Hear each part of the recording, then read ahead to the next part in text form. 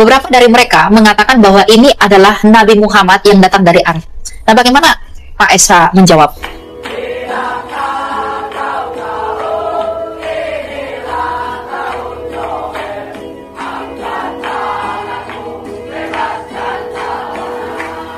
Saya bersama dengan seorang apologet senior yang sudah memiliki banyak sekali jam terbang dalam berapologetika, mengikuti debat dan lain sebagainya. Dan pada saat ini kita akan membahas topik-topik yang secara khusus adalah klaim-klaim beberapa polemikus teman-teman Islam. Nah, hari ini kita bersama dengan Bapak Pendeta Esra Alfred Soru dari Kupang. Selamat datang Pak Esra. Selamat. Ya, salam juga untuk semua. God bless. Nah, hari ini kita akan bahas topik yang menarik nih dengan Pak Esra. Ada beberapa klaim di kalangan polemikus Islam yang mengatakan secara khusus mengutip Yohanes 15 ayat 26 ketika dikatakan bahwa ketika penolong yang akan kuutus kepadamu dari Bapa datang, yaitu roh kebenaran yang keluar dari Bapa, ia akan bersaksi tentang aku. Beberapa dari mereka mengatakan bahwa ini adalah Nabi Muhammad yang datang dari Arab. Nah, bagaimana Pak Esra menjawab klaim tersebut? Ya, memang banyak juga yang berpandangan demikian, tapi kalau sepengetahuan saya, itu semua itu ngekor saja pandangan dari seorang polemikus Islam masa lalu, almarhum, yaitu Ahmad Deedat. Jadi sebenarnya itu teori itu datang pertama kali, penafsiran dari pertama kali dari Ahmad Deedat.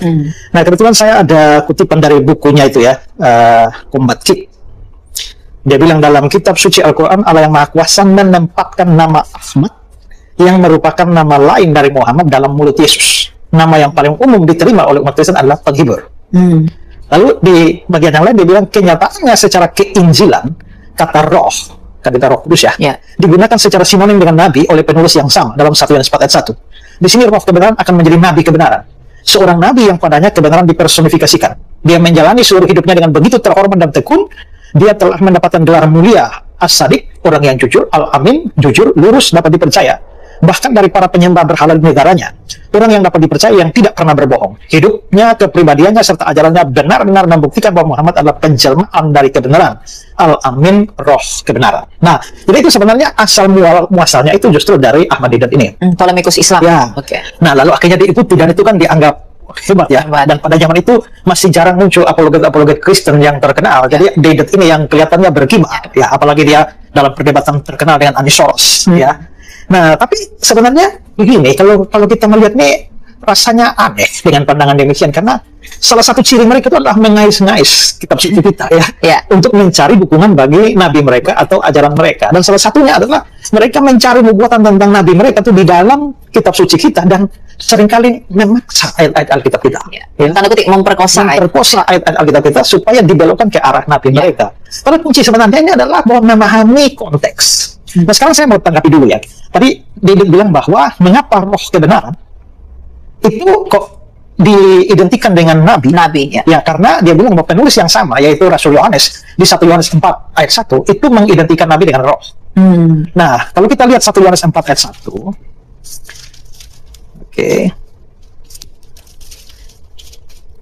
1 Yohanes 4 ayat pertama ya. Iya. Saudara-saudara yang terkasih, janganlah percaya kepada setiap roh, tetapi ujilah roh-roh itu apakah mereka berasal dari Allah, sebab banyak nabi-nabi palsu bermunculan di dunia. Ya, jadi ujilah roh-roh itu. Terus sebab banyak nabi palsu telah muncul ke seluruh dunia. Nah, mengapa Yohanes, dari sini Yohanes sementara bicara tentang roh-roh, tapi di bagian belakangnya dia bilang nabi-nabi. Jadi dianggap bahwa roh identik dengan nabi. Nah, sebenarnya ini penafsiran yang salah, karena roh tidak identik dengan nabi. Roh itu ya roh, nabi adalah nabi. Hanya mengapa Yohanes menyebut di sini, karena ini kan dalam konteks nabi palsu. Dan menurut Yohanes, nabi palsu itu sebenarnya yang memberikan ajaran sesat. Itu sebenarnya dari mana asalnya? Ya dari roh-roh penyesat yang ada di belakang dia. Jadi maksudnya adalah bahwa nabi itu berbicara, tapi sebenarnya adalah ada roh penyesat. Atau kalau kita bicara dalam konteks lebih luas, sebenarnya di balik penyesatan itu kan iblis. Jadi sebenarnya ada iblis di balik nabi-nabi palsu. Jadi iblis ya iblis, nabi ya nabi. Jadi tidak berarti dari ayat ini bahwa berarti roh identik dengan nabi. Mungkin bisa dikatakan bahwa roh jahat ini atau iblis ini yang bekerja di balik pekerjaan nabi palsu ini. Ya, kalau saya bekerja di balik Elia, berarti tidak berarti bahwa saya adalah Elia, Elia adalah saya. Hanya oknum di balik itu saja. Nah, karena itu sampai nanti akhirnya dia bilang bahwa roh kebenaran itu, roh itu identik dengan nabi, pengertian sudah salah. Itu hal pertama. Lalu hal yang kedua, mengapa saya juga baca ya, mengapa sampai mereka bisa menafsirkan bahwa roh penghibur? Nah, itu karena di dalam bahasa Yunani kan parakletos. Lalu mereka bilang bahwa parakletos bisa dibaca periklitos. Lalu periklitos itu artinya yang terpuji. Yang terpuji itu dalam bahasa Arabnya Ahmad. dan Ahmad itu adalah nama pendek atau nama lain dari Muhammad. Muhammad. Jadi saya lihat ini lucu sekali, tariknya kejauhan. Itu Ya. pertama, dasar apa mengatakan bahwa Parakletos itu bisa dibaca Perikletos? Kita clearkan dulu nih Pak. Kalau Perikletos itu artinya yang terpuji, kalau Parakletos ini artinya? Parakletos itu artinya secara harfiah itu berarti seorang yang dipanggil untuk mendampingi Oh. di sebelah. Dalam dunia hukum itu disebut sebagai advokat, Oke. penasihat, Ah. comforter. Jadi bisa beberapa arti. Jadi memang berbeda sekali ya Iya. artinya. Ya. Jadi makanya kenapa sampai mereka mau dari Parakletos mereka mau larikan ke Perikletos supaya bisa mempunyai arti yang terpuji, Nah. supaya connect dengan Arab Ahmad lalu jadi Muhammad. Nah ini namanya cocokmologi. Cocokmologi. Itu karena seperti itu maka pasti ada hubungan. Nah itu yang Mamang Nopsena bilang, wih kalau begitu hanya karena Parakletos punya kemiripan bumi dengan Perikletos lalu dianggap punya hubungan. Pak Mamang bilang kalau begitu ada hubungan antara Naruto dan Naruto. Ya kan mirip. Ya. Apalagi Naruto, kalau Naruto lahir di Jepang, di Tokyo. Kalau Naruto di Tokyo, kalau Naruto di Mojokerto, mirip kan? Ya. Nah, jadi Oh, berbeda ya? Nah, Oke. selain itu kita bisa lihat bahwa gini loh. Kan Parakletos dengan Perikletos artinya huruf matinya sama kan? Ya. Hanya huruf hidupnya yang beda. Masalahnya ini bukan bahasa Ibrani. Kalau bahasa Ibrani memang ditulis hanya huruf mati. Maka Salom bisa sama arti dengan salam, bisa berarti sama dengan salim, bisa sama arti dengan shalom, salam, salim, salomo. Itu semua punya ini karena tulis-tulisnya huruf mati tinggal penyisipan. Maka malak, melek, melik, malik itu bisa sama. Ya, ya. Tapi ini teks Yunani. Teks Yunani tidak punya ciri begitu. Maka tidak bisa Parakletos lalu huruf hidupnya diganti, dirubah. Artinya jadi lain loh. Ya, ya. Ya. Nah, jadi dari sisi itu saja. Jadi dua hal. Pertama, penyamaan dengan roh dalam satu yang sudah salah. Kedua, penggunaan Parakletos juga salah. Ya kan? Ya. Nah, terus kalau kita menganalisa beberapa data tentang konteks dekat ini, nah seringkali mereka ini menarik-narik seperti itu karena mereka tidak belajar hermeneutik yang baik. Hermeneutik itu apa Pak Isra? Ilmu penafsiran. Ilmu penafsiran Alkitab. Dan salah satu prinsip paling dasar di dalam penafsiran Alkitab itu adalah konteks. Konteks itu ikatan kalimat. Jadi misalnya kalau kamu mau menafsirkan ayat 5, kamu jangan lupa ayat 1 sampai 4 itu ngomong apa. Lalu ayat 6 sampai 7 ngomong apa. Ya. Karena begitu ayat 5 dicopot, artinya bisa lain. Saya kasih contoh aja dalam penggunaan hari-hari ya. Kalau saya bilang pada saudara semua orang mati. Kira-kira yang ada di pikiran saudara semua siapa yang mati? Di manusia. Nah, di Afrika Selatan Ya. mati, di Brasil mati, di Spanyol mati, banyak mati. Ya. Tapi kalau kalimat semua orang mati itu ada dalam sebuah konteks. Pesawat Lion Air dari Jakarta menuju ke Medan terjun ke laut dan semua orang mati. Ya. Apakah orang akan berpikir bahwa orang di Afrika Selatan mati? Oh tidak dong. Tidak. Iya. Itu berarti dari konteks itu semua orang mati hanya semua orang mati dan semua yang di dalam pesawat mati. Pesawat yang mati. Artinya konteks itu menentukan. Betul. Nah seringkali mereka konteks dekat bisa konteks jauh. Nah ini yang mereka tidak pernah pelajari. Ya. Jadi comot kayak seenak-enaknya saja. Ya. Nah sekarang saya coba mau memberikan beberapa analisa konteks ya. Tapi mungkin coba kita lihat Yohanes salah satu ayat tadi Elia membaca dari Yohanes 15. 15 ya. Salah satu yang mereka anggap paling kuat adalah Yohanes 14 ayat 16. Ayat 16. Yohanes 14 ayat 16. Aku akan minta kepada Bapa dan ia akan memberikan kepadamu seorang penolong yang lain supaya ia menyertai kamu selama-lamanya. Penolong itulah Parakletos. Yang dipelesetkan tadi jadi Perikletos. Ya. Oke. Nah, penolong, tetapi di situ ada penolong yang lain. Berarti harus ada penolong satu dulu kan? Ya. Lalu yang ini yang dijanjikan adalah penolong yang lain. Lain. Ya. Berarti minimal ada dua penolong. Ya. Ya kan? Nah, kalau begitu, siapa penolong Parakletos yang lain ini? Oke, kita lihat ke 1 Yohanes pasal 2. 1 Yohanes 2 ya. Ayat 1. 1 Yohanes 2 ayat 1. 1 Yohanes 2 ayat 1. Ya. Anak-anakku, hal-hal ini kutuliskan kepada kamu supaya kamu jangan berbuat dosa. Namun jika seorang berbuat dosa, kita mempunyai seorang pengantara kepada Bapa, yaitu Yesus Kristus yang adil. Kita mempunyai seorang pengantara. Di situ di Alkitab Indonesia diterjemahkan pengantara, padahal aslinya Parakletos. Parakletos, penolong juga. Penolong juga. Oke. Ayat 2-nya, Dialah pendamaian untuk segala dosa kita dan bukan untuk dosa kita saja, tetapi juga untuk dosa seluruh dunia. berarti sebenarnya di situ Yesus adalah Parakletos. Ya. Dan Parakletosnya Yesus itu dikaitkan dengan pendamaian dosa dunia. Ya. Artinya Parakletos di situ dia berkaitan dengan penebusan dosa, dan kita tahu konsep penebusan dosa yang harus menebus orang berdosa nggak boleh berdosa. Ya. Berarti Parakletos di situ kudus. Kudus, betul. Ya. Nah, terus kembali ke Yohanes 14 ayat 16, aku akan memberikan kepadamu seorang Parakletos yang lain. Nah, kata yang lain ini di dalam bahasa Yunani ada dua kata yang sama-sama berarti yang lain. Yang pertama namanya alos. Alos. Alos itu yang lain tapi dari jenis yang sama. Ini ya, 11 ayat. Ada yang lain, yaitu ini. Ini pakai alos. Ya, tapi jenisnya sama kan? Ya, Sama-sama gelas. gelas ya. Berarti jenisnya sama, itu alos. Tapi kalau ada di sini terus ada yang lain, ini yang lain. Tapi karena ini gelas, ini bunga, maka ini tidak sama. Jenisnya tidak sama. Maka ini kata Yunaninya heteros. Heteros ya. Nah, di sini Yohanes 14:16 ada seorang parakletos yang alos. Berarti parakletos yang di sini jenisnya mesti sama dengan yang di 1 Yohanes 2 tadi itu. Nah, yang di 1 Yohanes 2 itu Yesus dan kita lihat dia kudus. Ya. Maka yang di sini parakletos yang ini karena alos dia harus kudus. Dia harus kudus. Sama seperti Yesus yang adalah parakletos. Parakletos. Nah, karena itu maka namanya juga Roh Kudus ya. Kudus ya. Pasti kudus. Pertanyaannya sekarang, kalau itu Muhammad, apakah Muhammad kudus? Ya.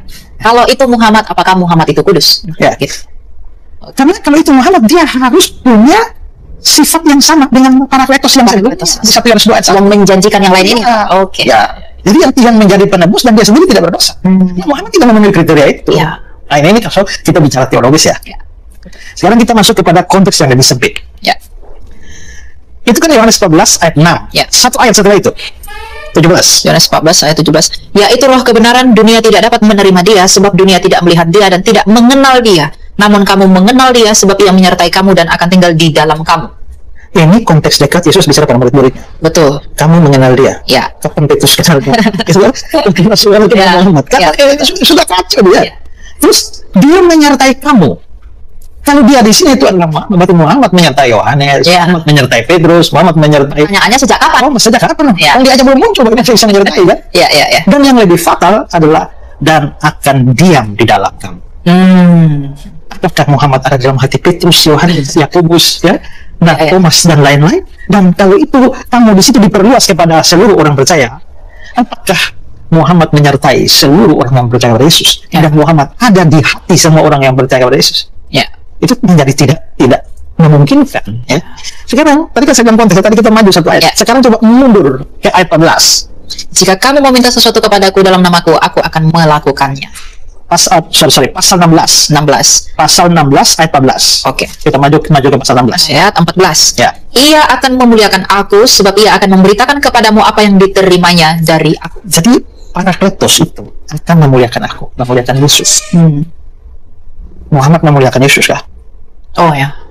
Dia tidak pernah ketemu Yesus. Bagaimana ia memuliakan Yesus? Ya. Tapi walaupun dia nggak ketemu kan, kalau dia tahu kemudian hari kan dia bisa kayak kita kan memuliakan Yesus walaupun kita nggak ketemu kan. Ya. Tapi yang disebut memuliakan sekarang ini, misalnya ini ada Pak Prabowo ya, Ya. dia presiden. Lalu saya menghormati dia, Pak, ini menteri yang hebat. Itu walaupun memuji Bapak hebat, tapi dia presiden disebut sebagai menteri. Itu bukan penghormatan, penghormatan itu penghinaan, itu menurunkan. Ya. Kalau Yesus adalah Tuhan, sedangkan Muhammad memuliakan dia hanya sebagai nabi, itu sebenarnya merendahkan seseorang. Pak Prabowo, Pak ini menteri yang hebat. Dia bisa tersinggung, dia bukan menteri loh. Betul. Dia presiden, ya.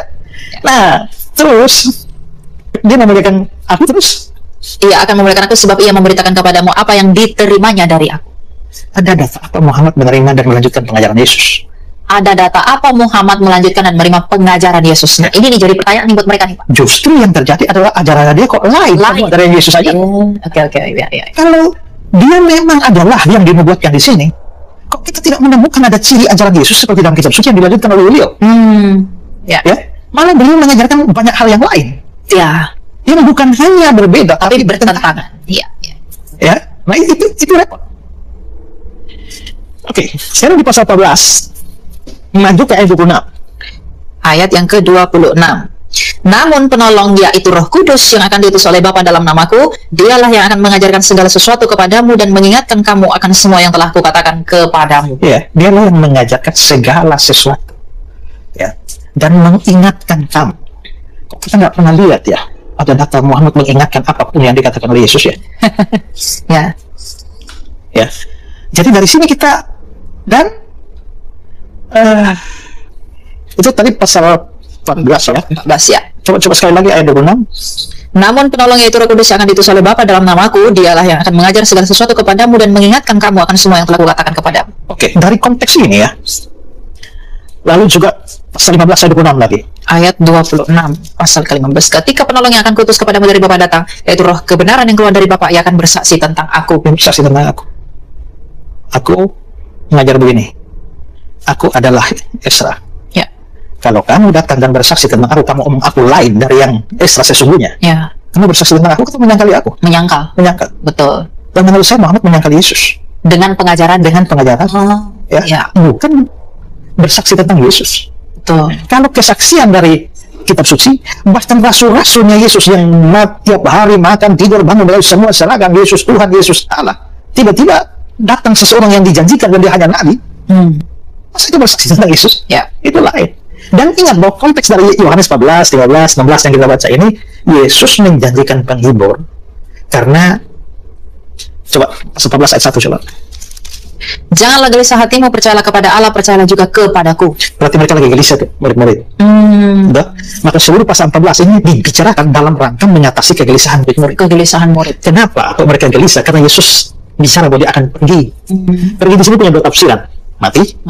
Atau dia bicara tentang keseluruhan yang selesai dan dia akan pergi. Pergi ke surga. Ya. Nah, untuk mengatasi kegelisahan yang kalian rancang, kamu jangan gelisah ya. Aku pergi, tapi aku akan kirim seorang penolong yang lain yang sejenisnya sama dengan aku.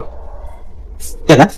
Untuk menghibur murid-murid, menyertai murid-murid. Itu sama dengan aku datang sendiri, makanya aku tidak akan membiarkan kamu yatim piatu. Ya, betul. Nah, coba bayangkan kalau Yesus menjanjikan penghibur untuk mengatasi kegelisahan mereka, lalu penghiburnya datang 500-600 tahun kemudian setelah mereka mati semua.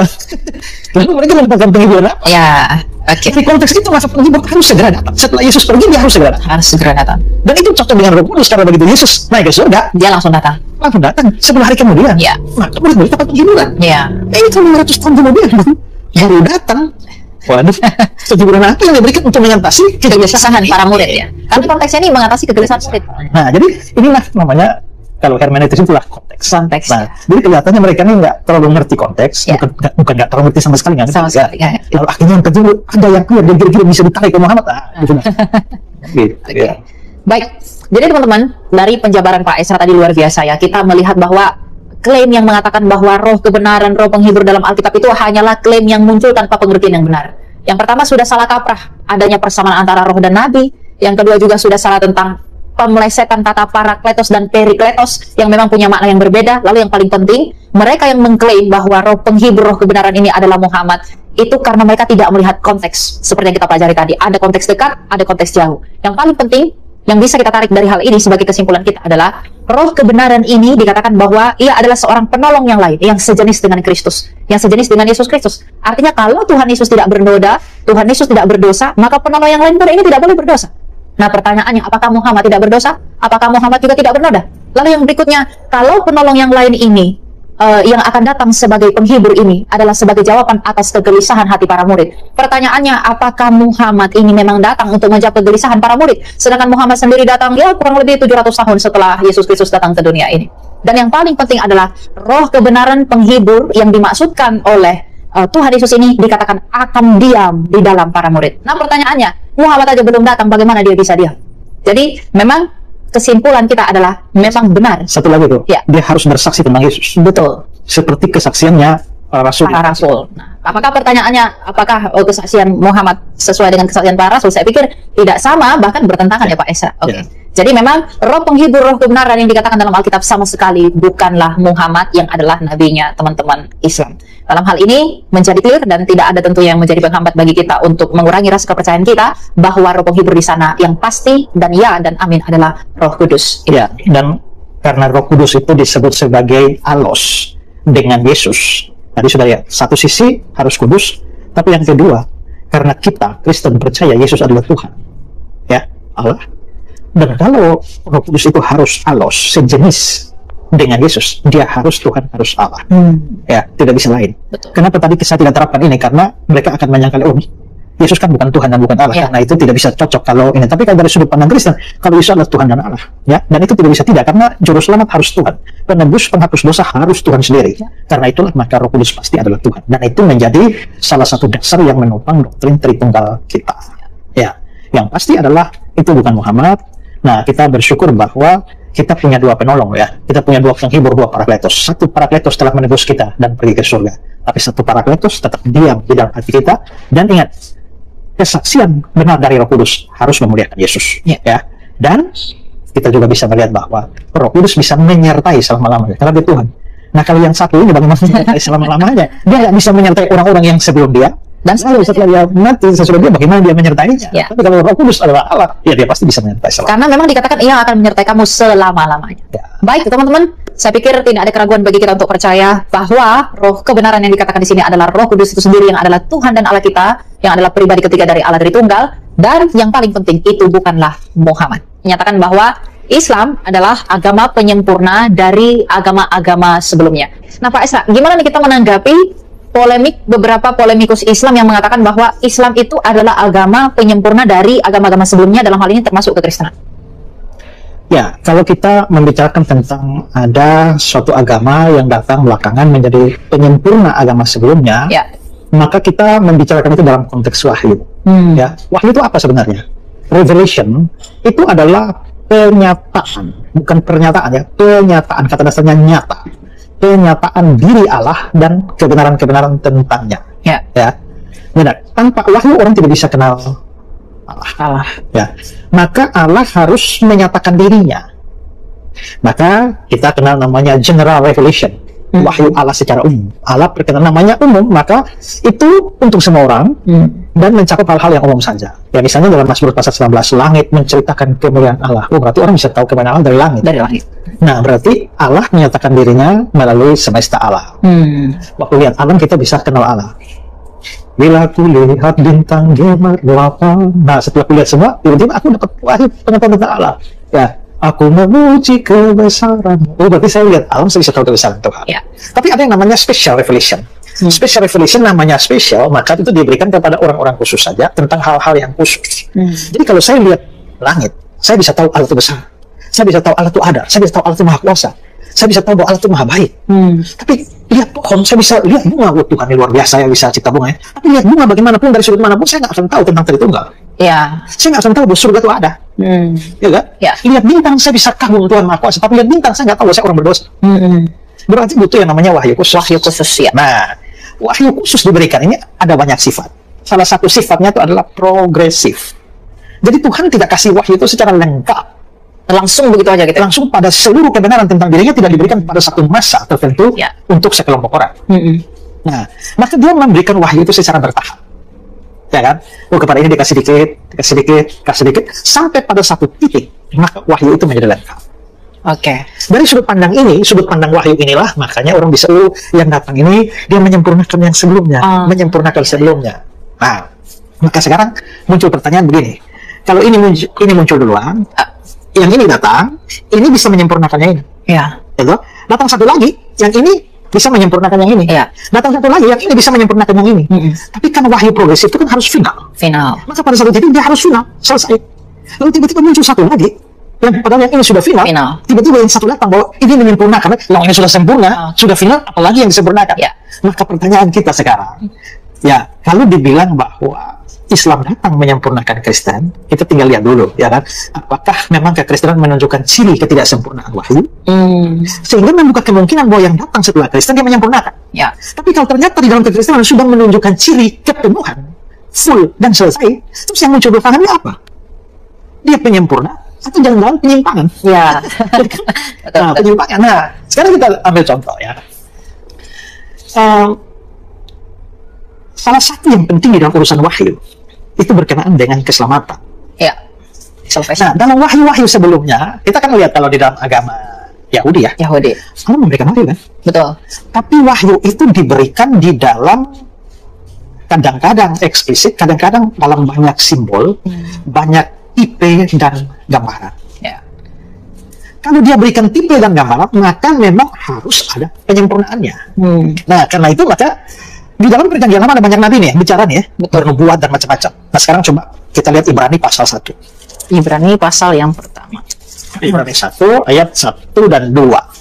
Setelah pada zaman dahulu Allah berulang kali dan dengan berbagai cara berbicara kepada nenek moyang kita dengan perantaraan para nabi, pada zaman akhir ini ia berbicara kepada kita dengan perantaraan anaknya yang telah ia tetapkan sebagai ahli waris segala sesuatu. Melalui dia Allah telah menjadikan alam semesta.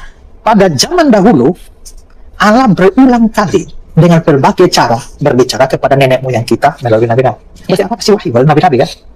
Tapi pada zaman akhir ini, nah kita harus tahu sekarang zaman akhir itu kapan? Ya. Nah, Alkitab membagi zaman itu hanya awal zaman, ya, zaman akhir dan akhir zaman. Hmm. Jadi akhir zaman beda dengan zaman akhir. Zaman akhir. Zaman akhir adalah zaman sebelum akhir zaman. Oke. Akhir zaman adalah akhir dari zaman akhir. Hmm. Kalau ini awal zaman, ini akhir zaman, zaman akhir itu di sini. Tengah-tengah. Menjelang secara teologis, zaman akhir itu dinilai dari kenaikan Kristus ke surga, dan kedatangan dia kedua kali. Ya. Waktu dia datang kedua kali itulah akhir zaman. Tapi waktu dia naik ke surga dan seluruh wilayah itu namanya zaman akhir. Zaman akhir. Waktu dia datang ke dalam dunia. Maka sekarang ini kita dalam zaman akhir. Ya, makanya saya pernah dengar orang ngomong ciri-ciri hidup pada akhir zaman. Lah, kan sudah akhir zaman itu salah dong. Ciri-ciri orang hidup pada zaman Akhir. Nah, itu berarti bahwa habis zaman akhir kan sudah akhir zaman. Ya. Selesai sudah. Berulang kali pada zaman dahulu Allah bicara pada nenek moyang kita. Tapi pada zaman akhir ini, artinya babak terakhir, Ya. dia bicara lewat anaknya. Kalau masih ada lagi yang datang berikut menyempurnakan itu, ya berarti bukan zaman akhir. Ya. Masih ada satu zaman lain kan? Ya, ya. Nah, di sini sudah dibilang zaman akhir. Kalau zaman akhir terus Islam dan Muhammad datang kemudian, ini memang sementara menggenapi zaman yang belum selesai ini, atau zamannya sudah selesai sehingga ini belok ke sana. Ya. Ya. Jadi dari sini kita bisa melihat bahwa sebenarnya dari sudut pandang wahyu, waktu Yesus Kristus tadi saya sedang tentang wahyu khusus ya. Ya. Nah, sebenarnya kalau wahyu umum itu lewat alam semesta dan lain sebagainya, wahyu khusus itu adalah lewat Alkitab. Dan juga puncak dari wahyu itu adalah Yesus Kristus. Jadi Yesus itu adalah wahyunya Allah. Ya, makanya orang kenal Yesus, ya kenal Allah. Ya. Karena dia wahyu. Makanya Yohanes 1 ayat 18. Coba Yohanes 1 ayat 18. 1 ayat 18. Oke, 18. Tidak seorang pun pernah melihat Allah, namun anak tunggal Allah yang ada di pangkuan Bapa, dialah yang menyatakan. Dialah yang menyatakan. Ya. Dalam pernyataan tadi apa? Pernyataan tadi, tidak ada satu orang, tapi anak tunggal Allah yang ada di pangkuan Bapa. Itu terjemahannya tidak terlalu pas sebenarnya. Dalam bahasa aslinya harus diartikan di dada. Bosom. Maksudnya, jadi pelukan. Dan itu menunjukkan bahwa Yesus punya hubungan yang sangat erat dengan Bapa. Dia di dalam pelukan Bapa. Nah, kalau dia yang datang dari Bapa, dia yang menyatakan, masa tidak sempurna? Ya. Ya kan? Kalau dari sudut pandang itu, akhirnya Yesus sudah penyempurna wahyu. Sudah sempurna. Sudah sempurna. Perlu disempurnakan lagi. Ya. Ya. Karena itulah Yesus berulang kali mengatakan bahwa, ya, janganlah kamu menyangka aku datang meniadakan hukum Taurat. Aku datang menggenapi. Mengapa begitu? Karena hukum Taurat diberikan itu dalam kerangka wahyu, tapi belum selesai. Masih ada janji-janji, masih ada simbol-simbol, masih ada tipe-tipe. Ya. Nah, kalau anti tipe sudah datang, artinya sudah sempurna. Sudah sempurna tipenya. Oke, kita lihat Ibrani 10 ayat 1. Ibrani 10 ayat 1. Di dalam hukum Taurat hanya terdapat bayangan saja dari hal-hal yang baik yang akan datang dan bukan wujud dari hal-hal tersebut. Karena itu dengan kurban yang sama yang setiap tahun terus-menerus dipersembahkan, hukum Taurat tidak mungkin menyempurnakan mereka yang datang beribadah. Jadi dalam hukum Taurat hanya bayangan saja ya? Bayangan saja. Bukan wujudnya, bukan hakikat. Ya. Terjemahan yang mana hakikat. Berarti memang wahyu diberikan kepada orang Israel perjanjian lama, tapi sifatnya bayangan. Bayangan. Nah, bukan hakikat. Bukan esensi. Bukan esensinya. Makanya korban-korban binatang dalam konteks itu, korban binatang itu cuma bayangan. Bayangan. Ya. Bukan hakikat. Nanti kalau kita baca selanjutnya, penulis Ibrani membicara tentang korban Kristus. Ya. Kalau begitu, korban Kristus itu adalah Finalnya. hakikatnya. Ya. Ini loh, binatang loh ya. Sebenarnya binatang korbannya gambaran Ya. Yesus. Lihatlah anak domba Allah. Ini sudah. Berarti ini final nih. Ya. Tiba-tiba setelah ini, tiba-tiba muncul orang korban binatang lain. Ini penyempurnaan atau pembalikan ke belakang ini? Penyimpan mundur. Gitu ya. Makanya saya bilang ya, orang Yahudi itu pasti pakai sistem korban binatang. Iya. Kita orang Kristen ini sudah tinggalkan dulu 2000 tahun yang lalu. Gitu ya. Nah, jadi bayangkan orang kalau sampai masuk Kristen, dia mengalami kemajuan 2000 tahun. Tapi kalau sudah Kristen terus jadi mualaf, itu mengalami kemunduran 2000 tahun. Mengembalikan yang lama ya Pak. Nah, jadi dari situ kita bisa lihat, oh, apa yang dulu bayangan sudah disempurnakan. Nah, kalau sudah sempurna, tiba-tiba ada yang datang menawarkan bayangan lagi. Iya. Masuk akal kan dia dianggap sebagai penyempurna. Iya. Kuncinya itu teman-teman, bayangan itu sudah sempurna di dalam Yesus. Tiba-tiba yang baru datang ini kembali lagi ke bayangan. Jadi apa sebenarnya yang disempurnakan? Ya tidak ada. Ya, nah karena itulah maka sebenarnya mungkin tidak bisa disebut sebagai penyempurna, tapi upaya untuk Mengembalikan. ya menghancurkan yang tidak sempurna itu. Ya. Nah, terus kita lihat ya, beritanya sama dalam perjanjian lama. Ya. Dalam gambaran-gambaran bahwa akan ada korban. Demi penebusan dosa harus ada korban. Korban. Di dalam Kejadian pasal 3, pada waktu manusia berbuat dosa lalu telanjang, lalu mereka ambil daun ara, lalu Tuhan memberikan pakaian dari kulit binatang. Ya. Binatang. Secara implisit artinya ada binatang yang dikorbankan ya. Ada nyawa. Ya. Ya. untuk menutupi Menutupi. ketelanjangan manusia berdosa. Ya. Selanjutnya dijadikan menjadi hukum sistem kurban di dalam upacara perjanjian lama. Nah, sekarang kalau kita sudah bisa lihat dia dari situ, ini harus ada kurban. Makanya waktu Yesus datang, dia datang menggenapi sistem kurban itu dengan mengorbankan dirinya sendiri. Jadi rupanya dua babakan wahyu pertama dalam Yahudi yang diberikan sistem kurban, ternyata di dalam kekristenan korban yang sesungguhnya datang. Muncul berikut yang muncul ratusan tahun kemudian nggak mengakui ada korban. Ya. Ya, tidak mengakui bahwa ada Korban penebus salah. korban penebus salah. Iya. Ya. Padahal mereka ngakunya punya Taurat, Pak. Tapi tak tahu pengampunan dosa itu harus dengan pengorbanan. Ya.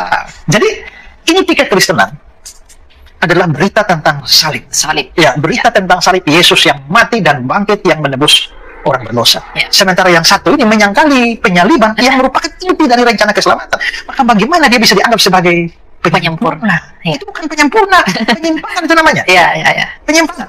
Ya. Nah, terus kalau diklaim bahwa Oke, kita coba baca Galatia pasal 1 dulu. Galatia 1 pasal 1:8-9. Galatia 1 ayat yang ke -8 dan 9. Tetapi sekalipun kami atau seorang malaikat dari surga yang memberitakan kepadamu suatu Injil yang berbeda dengan Injil yang telah kami beritakan kepadamu, terkutuklah dia. Seperti yang telah kami katakan sebelumnya, sekarang ku katakan sekali lagi, jikalau ada orang yang memberitakan kepadamu suatu Injil yang berbeda dengan apa yang telah kamu terima, terkutuklah dia. Kenapa Paulus bilang begitu? Artinya Injil dalam sudut pandang wahyu sudah sempurna. Ya, Makanya tidak boleh ada datang yang berikut lalu membawa yang lain. yang berbeda ini ya, Pak. Yang berbeda saya sudah terkutuk lah, apalagi yang bertentangan. Ya, ya. Datang yang lain, jangankan ini malaikat sekalipun terkutuk. Ya. Kalau malaikat sampai bawa Injil yang lain terkutuk dia. Ya, itu malaikat loh. Apalagi yang non malaikat, yang dari pada ujung sana. Ya. Ya. Manusia biasa. Manusia betul. biasa. Maka ayat ini terkutuklah dia. Terkutuklah dia. Saya pernah ngomong begini pada seorang pengajar sesat. Jadi Bapak ngutuk saya ya? Nah, saya nggak ngutuk, hanya saya hanya menyampaikan ada kutuk dari Paulus. Paulus yang mengutuk ya. Saya cuma menyampaikan aja. Artinya kita bisa lihat bahwa ketegasan Paulus menunjukkan bahwa nggak bisa ada setelah yang berbeda dengan Injil yang kami beritakan. Artinya Injil yang kami beritakan itu sudah final dan sempurna. Sehingga kalau datang muncul Injil berikut yang bertentangan dengan Injil mereka, bahkan menyangkali esensi utama dari Injil, yaitu penebusan melalui kematian dan kebangkitan Kristus, itu penyempurna atau upaya peronrongan. beda tipis emang, Pak. Ya. Nah, kalau Tuhan yang kasih garis begini, tiba-tiba satu datang berubah, kalau bukan dari Tuhan dari mana? Ya. Ada jawab sendiri saja. Ya. Okay. Nah, jadi itu sama dengan ya kita ini versi barunya adalah upgrade dari versi lama. Tapi kita lihat isi dalamnya, fiturnya semua lain. Ya. Maka setelah itu bukan upgrade dari yang lama, itu betul-betul sesuatu yang benar-benar lain, berbeda. Karena itulah, maka terus tadi saya katakan bahwa Alkitab itu adalah wahyu khusus kan, wahyu khusus, dan di wahyu khusus itu ada Alkitab, di kitab terakhir, kitab wahyu, di pasal terakhir, pasal 22, dan di ayat-ayat terakhir, ayat 18, 19, dibilang tidak boleh ada yang tambah, tidak boleh ada yang kurang. Secara implisit, kalau memang belum final wahyunya, kenapa nggak boleh tambah? Nah, ya. Ya, harusnya kalau memang ini masih babakan, Masih ada yang lain lagi ya. Oh, jangan begitu dong. Ya jangan ya. Tapi dengan kata lain dikatakan tidak boleh ada tambah, artinya wahyu sudah selesai dan sudah sempurna di dalam kekristenan. Maka kekristenan itu, wahyu itu kan pengenalan akan Allah. Betul. Maka pengenalan akan Allah di dalam kekristenan tidak lagi parsial. Ya. Seperti ada gajah, Ya. terus yang satu pegang ekornya, yang satu pegang pahanya, yang satu pegang ini. Itu parsial. Parsial. Dalam kekristenan ini, ya, ini wahyu sebetulnya gajah utuhnya begini loh. Ya. Nah, kita sudah punya gajah utuh, lalu kamu mau menyempurnakan dengan satu paha saja. Ya. Itu bagaimana itu ya? Oke, sekarang ini. Seringkali kita dituduh ya. Kamu kok ambil kitab suci Yahudi ya? Ya. Mencuri. Orang Kristen mencuri kitab Yahudi. Sekarang gini, coba pikir masuk akal. Ini kitab suci Yahudi ya, perjanjian lama. Mereka kan tidak menyebut perjanjian lama, tapi kita gitu. Ini kan gambaran. Ya. Bayangan-bayangannya ada di sini. Ini Penggenapannya. Nah, kalau kita coba pegang penggenapannya, dia menggenapi Apa? Kita nggak tahu. Yang ini hanya pegang gambarannya. Mereka karena tolak yang ini, mereka hidup hanya di bayang-bayang ini saja, nggak tahu penggenapannya apa. Ya. Nah, kalau kita bilang, kita dapat genapi apa? Pasti harus pegang. Oh, yang ini menggenapi yang ini. Kalau begitu, supaya lengkap, wah ini kita nggak perlu buat. Ya. Ya kan? wahyu sebelumnya tidak boleh membuang wahyu yang lama. Ya. Dia harus menerima untuk melihat babakannya. Maka yang dua ini sudah menyatu ya. Kalau ini belum selesai, lalu datang buku yang satu lagi, mestinya buku yang terakhir itu dia harus pegang semua dong. Iya. Ini masalahnya tidak, Pak. Tidak, dia anggap ini dua palsu kan. Tanpa bisa menunjukkan mana yang asli. asli. Nah, kalau begitu ya, kita bertanya, yang ini memang kelanjutan atau penyimpangan?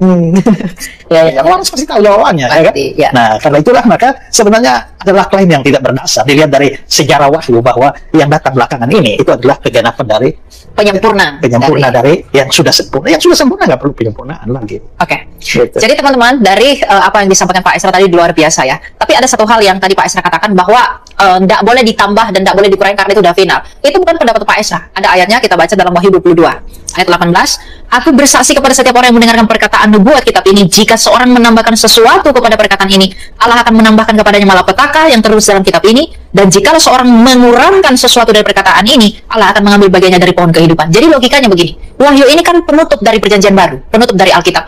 Kalau memang dia belum sempurna, nggak mungkin ditutup dengan perkataan ini. Sehingga klaimnya beberapa polemikus Islam mengatakan bahwa dalam konteks wahyu, kekristenan itu masih perlu disempurnakan oleh agama yang akan datang, itu gugur dengan penutup dari Alkitab itu sendiri.